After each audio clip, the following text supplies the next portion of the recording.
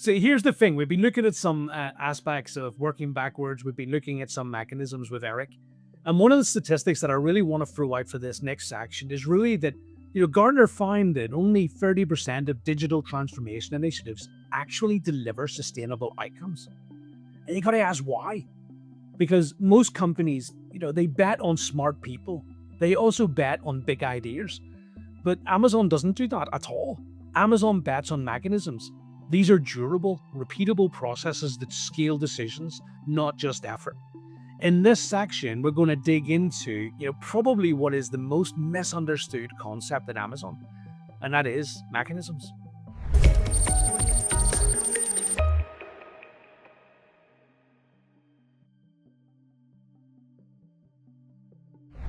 So, Eric, it's good to see you again, and I appreciate you sort of staying with us as we jump into this conversation. But I want to get into the heart of this because I know and love mechanisms, but at the same time, despite 7 years of implementing them, it's still hard every day. So, whenever Amazon talks about mechanisms, why are they core to the success of the business? I actually loved your introduction. I thought that was absolutely spot on. So that's why. But what I would just add is sort of what I deal with customers and change. So many customers come now and they say, "Can you help us be customer obsessed? Can you help us be customer driven, customer focused, whatever it is, right?" And I think that the typical approach to that is to say, let's change mindsets. Let's send everyone through training programs. Let's adopt customer obsession into our values or whatever. Let's paint customer obsession on the walls. Um, but let's do it through the people that we've got. And that typically doesn't work. It's like, from my experience, you can't go to somebody and tell them to be customer obsessed and hope that they will be customer obsessed. I think of my kids, right? You tell them anything, they'll do the opposite just to spite you, right? I mean, it does. Humans don't work that way. You can't tell somebody think a different way and then they think a different way. It doesn't work. And even if it did, that wouldn't scale, right? Because at least when you're talking about companies like Amazon, we're hiring tens of thousands of people a month and we're losing tens of thousands of people a month because it's a huge organization around the world. And so if you invest all your time in training, then what you'll get is a lot of people who go to other firms with that training and a lot of newcomers who need the training all over again. And so that approach to transformation really doesn't work. So what does work is, I think, Amazon's approach, which is that they say, listen, we're not going to train you how to be customer obsessed. We're going to intentionally engineer our work processes, and we call them mechanisms at Amazon. We're going to intentionally engineer those mechanisms so that you're forced to be customer obsessed if you implement those mechanisms. So for example, coming back to that working backwards, that the press release is an engineered tool that's in the process that actually forces you to ask questions about what are the customer pain points, how are we going to delight them. So I don't have to train you to be customer obsessed. I just have to say, you must use this tool and follow the structure of a press release, and you will become customer obsessed as a result. So it's almost that what we really want to do is not tell you to change. We actually want to put you in an environment that forces you to behave in a way that we want. So I want you to behave in a customer obsessed way. So I'm going to design my stand-ups. I'm going to design my innovation process. I'm going to design my hiring and performance management, all of the mechanisms of a work. I'm going to design customer obsession into those. And then I just drop you in that environment. And what we find is that humans brainwash themselves in days, weeks at most. Like, I can completely brainwash a whole group of new joiners to become aligned to the Amazon leadership principles very, very fast, so long as all of them, they're surrounded by an infrastructure which is demanding that they behave in a specific way. So I can't tell you to change your mind and therefore change your behavior, but I can change your behavior and expect your mind to change. right? So like, I think all of the most powerful cultures in the world, religions, militaries, these are powerful indoctrination and powerful cultures to drive behavior. They all know this, and they create rituals and mechanisms and stories and systems, and then they put the people in them, and then every week or every Sunday or every Saturday or in the military every day, they're following the same ritual again and again and again. And the way that that ritual has been designed seeps into their brain, and it turns them into a zealot for that particular culture. So at Amazon, because we know we need successful transformation and we can't get scale from training. Actually, Amazon is really light on training. If you think back, like when you were there, like we didn't spend any money on internal training, but we spent a lot of focus on how do we engineer our own mechanisms, our own processes, so that we get bias for action, so that we get have bone, disagree, and commit, so that we get customer obsession. So that's pretty much it. Yeah, don't try to change someone's behavior by changing the way they think. It'll never work. Think of your kids. It'll never work. But you can brainwash people by putting them inside an infrastructure that's been designed to change their mind. The other one I just mentioned is, once you're behaving in a particular way, there's this idea of cognitive dissonance. Your brain actually hates when your body is not following what it thinks. And if your body doesn't follow what it's thinking long enough, the brain will change what it's thinking to align itself to the body. And that's how cults work. That's how great cultures work. And that's how this idea of mechanisms work. We make you behave in a particular way, and that will cause your thinking to shift. Now, you're going to get me off my sort of amateur psychologist box, having spent a few years at university some time ago. I'm thoroughly enjoying all aspects of it, especially the notions around sort of neuro-linguistic processes. That whole idea that you can change the ways in which people behave. It's done for everything, right? From addiction treatment through to social isolation, etc. I mean, it's a well-trodden path. So maybe what we can do then is we can actually, explore that a little bit further from a business perspective. So often in businesses, what we're going to do is we're either going to rely on good intentions or we're going to set goals. But, mechanisms again are fundamentally different from a goal and good intention. And you were talking about it in general, but maybe we could just sort of nail the separation between goal, good intention, and mechanism. Yeah, and I think of my favorite. I don't know if you have a favorite mechanism for Amazon, but my favorite one is the MBR, which is the monthly business review, and it's a process where we use a single document called a 2x2 with obviously 4 different quadrants that tell different stories about what's going on, and the real purpose of that is to have monthly alignment to our strategy, which is defined in the operating plan. And what we say in the operating plan is, obviously no plan survives contact with the customer. Whatever we plan in December is going to have nothing to do with what we're actually doing by May, right? And so we have to have the flexibility to change our strategy to respond to the real world feedback that we're getting from the marketplace or from specific customers.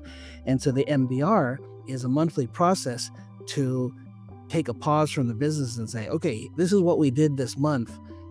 How does it align to our OP1? Are we really executing are we doing things that aren't supporting the strategy? In which case we have to ask the question, either, hey, stop doing those things because those are not strategically aligned things, or, hey, we got to go back and rethink our strategy because in the real world, we have to, these are the things that we're getting the best returns for customers on. So it's this automated checkpoint, if you will, every month to strategically realign. That's my favorite. Now, one of the things that you'll typically, one of the aspects of the 2x2 is action planning. So if you're not green on a metric, then you're going to have a go to green plan. And oftentimes in a go to green plan, you might get something like, I'm going to work with the marketing team to improve awareness of our product set. And that's what we call a good intention, right? That's just, I'm hoping, I don't have any specific, smart actions to do. I'm just hoping that I'm able to have a conversation and they're going to be able to do something. And that, of course, will lead to nothing. Good intention pretty much is never going to lead to the outcomes that you want. And then the next one is goaling, right? So we would say put in place a set of SMART, SMART defined goals or actions. So in that case, we're going to say, listen, let's rethink your problem with math. So you say you're amber on this metric. How amber are you? Give me the numbers. So 100 is my goal. I'm at 70, so I have a gap of 30. Next month, I'm going to add another 10, so I'll have a gap of 40. So from now until next month, how do I close the gap of 40? Well, I'm going to do this action, this action, this action, this action, and this one will give me 5, this one will give me 7, this one will give me 13, and then you just add it up with math, and then you submit that to your peers in the MBR, and you say, what do you think? Is this plan sensible? Have you tried stuff like this before? What advice can you give me? What are the risks that I'm not thinking about that might screw up this math, right? So that then becomes the mechanism. That is a regular process that is in place where I'm essentially giving you my SMART goals, and then I take as input those goals in the real world activities of this month, what really happened this month, and then I use my team to then refine and challenge and get back on track. And that mechanism then is way more powerful than simply the goal, because now it's not just me. Like with good intentions, that's just me hoping and dreaming. Then with goals, it's me setting goals for myself and being driven to deliver those goals. In the MBR mechanism now, it's not just me, it's my whole team is behind me and has a specific defined role to play in order to drive my plan forward. And I think it's so much, you can see how much more powerful that is. And look, 100%. I mean, it's like we say, good intentions don't work. Speak to marketing, that's going to drive nothing. But as you rightly say, having that sort of disciplined approach of tooling, inspecting, etc., makes a huge difference in terms of how you actually drive change. And again, you're attacking the process, not the person. So like you put it correctly. You go into your peers and saying, these are the things that I'm thinking about doing. How can I be better? What you're not doing is going in, saying, here's my plan, and then being attacked for your plan. You're asking for advice and support. Another pet peeve of mine are could be marketing activity, could be a training activity, whatever. And you're going to go in and, like, let's say it's a training activity. Hey, this month I trained our partners on our offering suites, and with the hopes that they're going to sell this offer. They'll have all the skills they need to sell our offering, right? And guess what? I got 80 people attended, and I got a 4.8 out of a 5 satisfaction score. Okay. Hugely wrong, right? Because those are not the metrics that we care about at all. But anytime you guys see a status report on this type of thing, that's exactly what they're going to be giving you. So at Amazon, we would say, no, that you're measuring the wrong things. What we really want to know is how many opportunities resulted from this training. So those 50 partners, or how many I said, went out and applied what I just taught them and actually delivered a pipeline of, let's say, 16 opportunities. And then I want to know further, how many of those opportunities resulted in a proposal? How many of those proposals were closed? Now, that's a lot harder, right? Because so your staff is going to say, oh man, I don't have that data. That data is hard to get and it involves other people. And then I'm going to say, yes, build a mechanism to help you ensure that you're tackling this thing from, it's not just about, the reason we sent you out to train 50 partners has nothing to do with partner satisfaction score. I don't care about partner satisfaction score. The reason we sent you out to do this training is so we could get sales. That's why. And so you need to put in place a mechanism by which you can collect that data after the training so that you know it did the training work. And if it's not working, no problem. let's figure out why, because we're going to do another training next quarter. And what I don't want to do is have another training session where you get a 4.7 satisfaction score and we get no sales. So I want that data so that I know, oh, I see the reason that we're not able to convert a training session into sales is because they don't have the right tools to go to. They need some case studies, and we didn't give them case studies. Okay, let's solve that. Well, let's make some case studies, go out and train again, put in place a mechanism to capture the data, and continually iterate until we get damn good at like converting training into selling. I love that piece as well, because that is PD 101. Here are all the conference I attended. Here's all the people. Yes. Here's look at this amazing person. This guy is the VP of insert impressive company. This guy bought me a cup of coffee, which must be clear intent of their desire to have further conversations with us.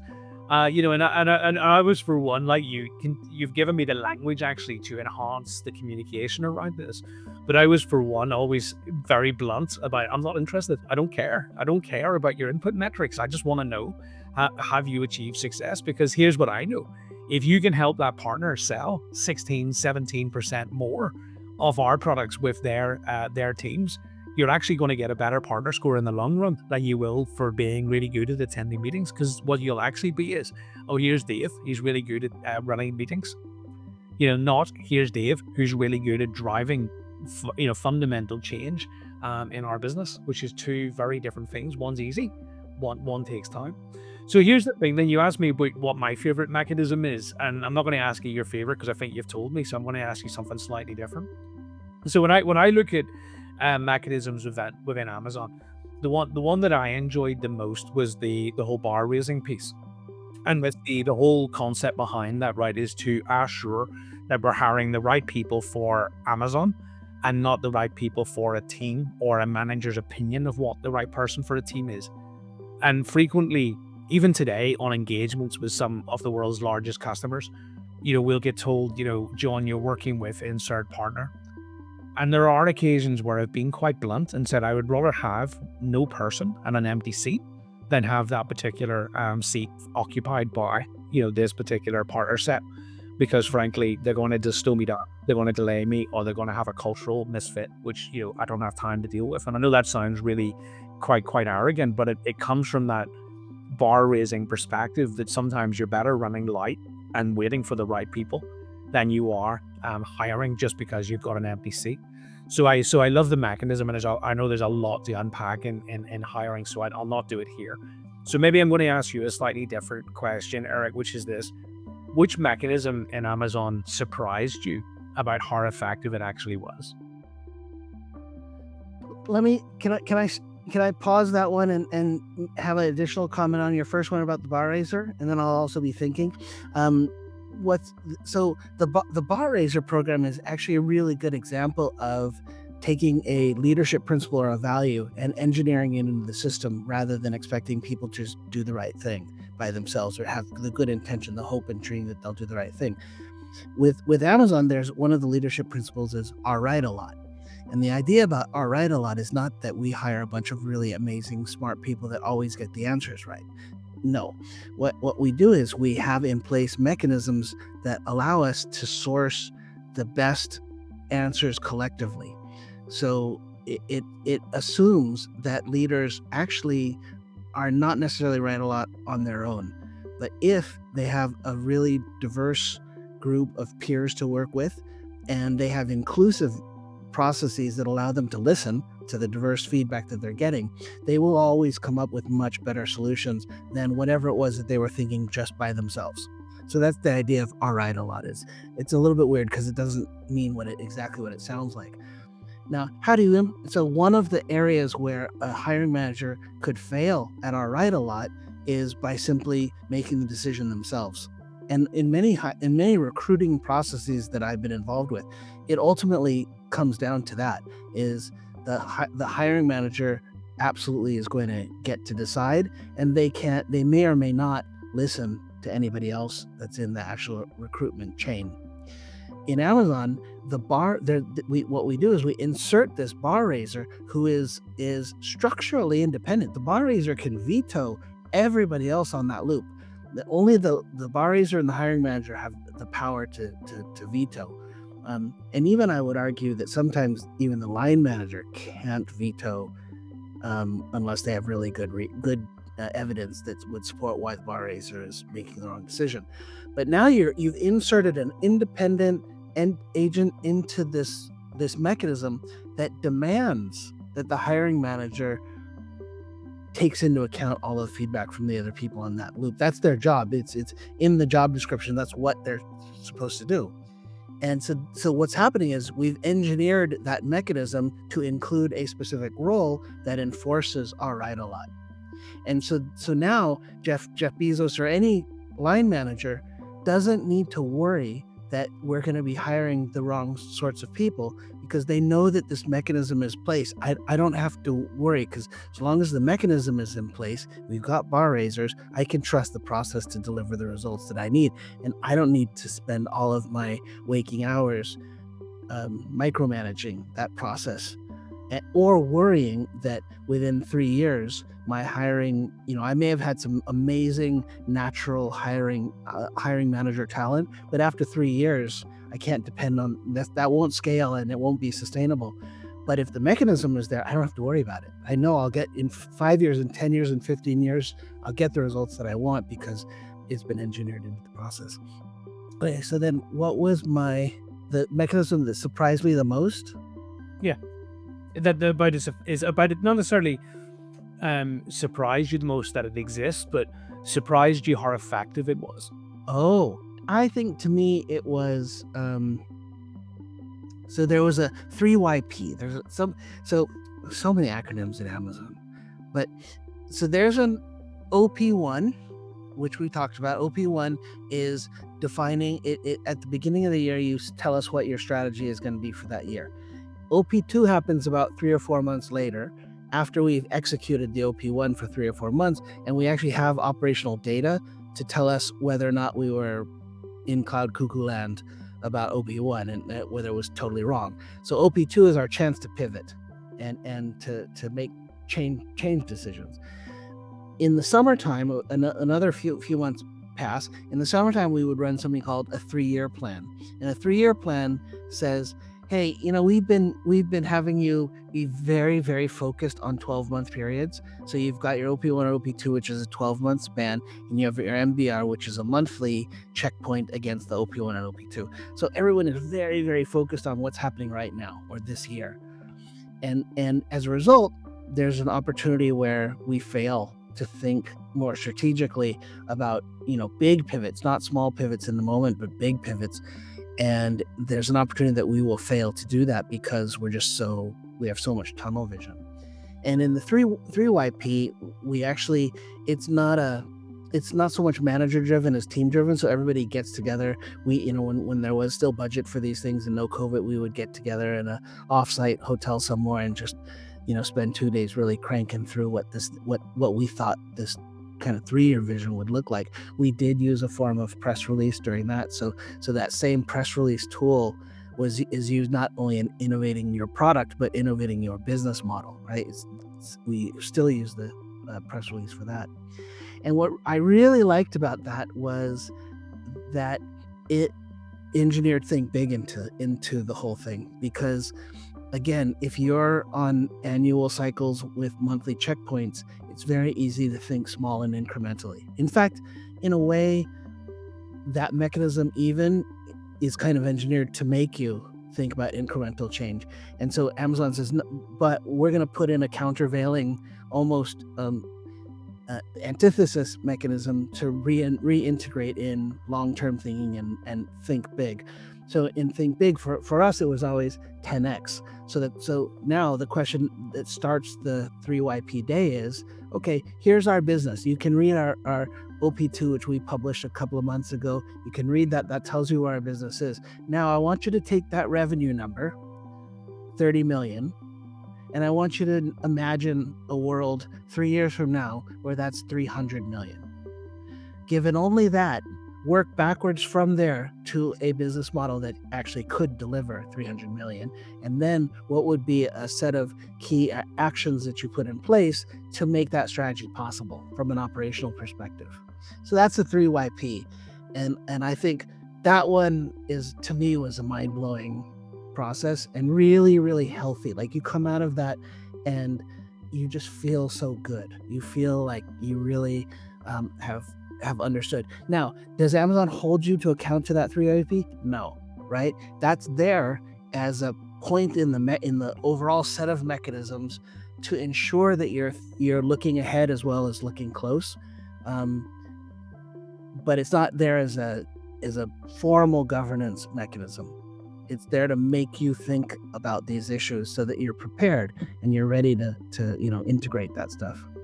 Yeah, I think it's when you say about being held to account, I mean, ultimately, if you're thinking big and you're doing all the mechanisms that we've just been talking about, then you're creating good ideas that are going to be formed into a solid plan.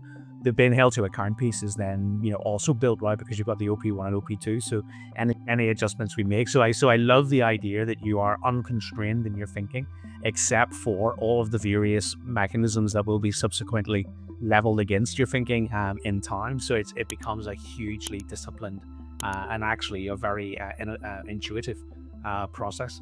So let me just sort of tell you what I think I heard in terms of mechanisms then. So, for me, if I was being really bold about it, I would say, look, guys, mechanisms are boring, but ultimately that's the point.